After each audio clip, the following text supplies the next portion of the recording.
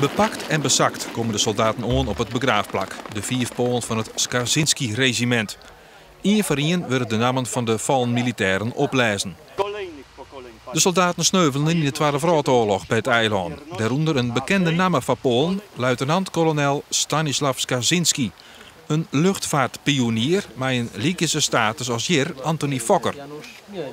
Lieutenant Colonel Skarzinski flew across the ocean, the Atlantic Ocean, from Africa to South America in 1936. So it's a special man. He's a special man, and this year is the anniversary.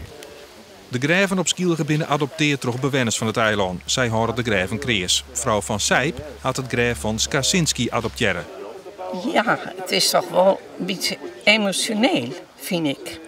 Het is toch wel heel mooi, zo'n herdenking. Ja, van een beroemd man. Die had zijn leven jou. Voor us. Ja, voor ons.